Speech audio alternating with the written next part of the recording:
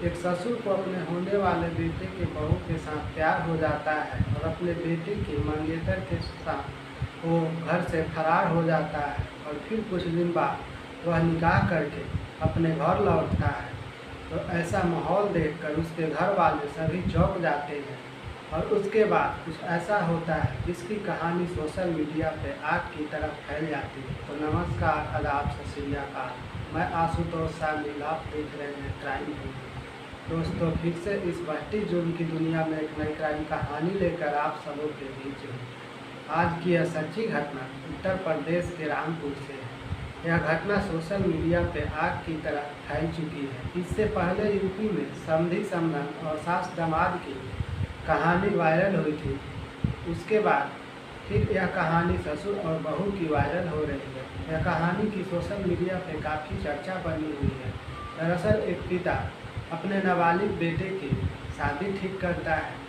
उस पिता का उम्र लगभग 55 साल होता है और उसका नाम शकील होता है। वह यूपी के रामपुर का रहने वाला होता है और वह शकील अपने नाबालिग बेटे की शादी ठीक करता है एक बगल की गांव में। वह दोनों की देखा सुनी होती है और शादी फिक्स कर दी जाती है। रिश्ता तय होने के बाद धीरे धीरे बातचीत शुरू होती है और बातचीत के सिलसिला में शकील अपने बहू से बातचीत करने लगता है। बातचीत करते करते शकील अपने बहू को दिल दे बैठता है और फिर दोनों में प्यार मोहब्बत की खेल चालू हो जाती है। फिर उसके बाद दोनों वीडियो कॉल पे बातचीत करते हैं। उसके बाद दोनों प्लानिंग करते हैं और अपने प्लानिंग में कामयाब भी हो जाते हैं। शकील लड़की के घर पहुंच जाता है और उसे शारीरिक रूप से कमज़ोर होने की उसके घर वाले से खबर बताता है और फिर वहां से उसके इलाज कराने के बहाने लेकर चल जाता है। फिर धीरे धीरे शाम होती है। शाम तक लड़की घर अपने नहीं लौटती तो उसके परिजन शकील के पास फ़ोन करते हैं।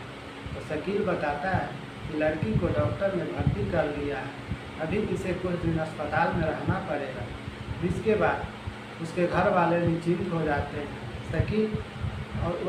शकील अपने होने वाली बहू के साथ 8 दिन तक बाहर रहता है और 8 दिन के बाद अपने घर लौट आता है। जब वह घर लौटता है तो अपने बहू के साथ वह निकाह कर चुका होता है और दोनों शादीशुदा हो चुके थे। जो अब तक बेटे की होने वाली मंगेतर थी वह अब शकील की पत्नी बन चुकी थी। जैसे ही वह घर पहुंचता है यह देखकर उसके घर की माहौल चेंज हो जाती है और सभी उसके घर वाले बेटे और बीवी काफ़ी नाखुश होते हैं। फिर यह खबर चारों तरफ फैल जाती है। फिर और पत्नी द्वारा शकील के ऊपर पंचायत बैठाया जाता है। पंचायत द्वारा शकील और उसकी नई पत्नी को गांव से बाहर कर दिया जाता है। जब लोग उससे पूछताछ करते हैं कि क्या तुम्हें पहले पता नहीं था, तो शकील की पत्नी बताती है कि मुझे थोड़ा बहुत इस पे शक हुआ तो मैं इसका विरोध करना चालू। मेरा बेटा भी इसका विरोध किया तो हम लोगों को यह प्रताड़ित करता था, मारता पीटता था।